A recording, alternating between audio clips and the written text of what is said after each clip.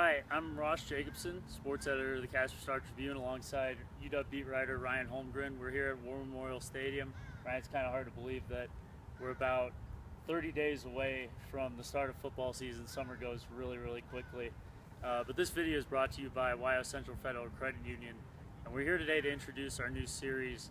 It's called Life in the Mountain West, and the goal of the project was really to kind of explain to our readership the differences and the challenges of being at a school like Wyoming, off the field. You know, I think a lot of people like to say that football is very even between the lines, but when you get off the field, when you're dealing with things like marketing and budgeting and recruiting and scheduling, there are really two different worlds, the Power 5 conferences and then life for other schools as mid-majors. So our goal with this project was to kind of give our readership an in-depth look at those features and how difficult it is for a school with Wyoming, to kind of compete on those other levels. So Ryan, take us through the process of this project for you in your interviewing and the sources you had.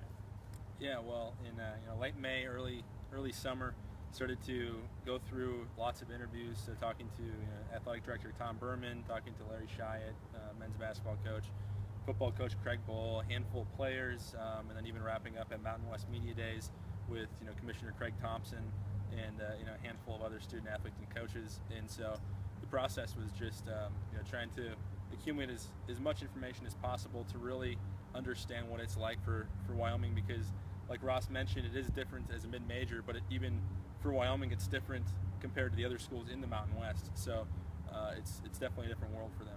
Yeah, so we hope to kind of introduce you to kind of the unique aspects that not only the Wyoming administration has to go to fill up the stands and recruit athletes to Laramie, but also other schools in the Mountain West as well who are kind of in similar situations.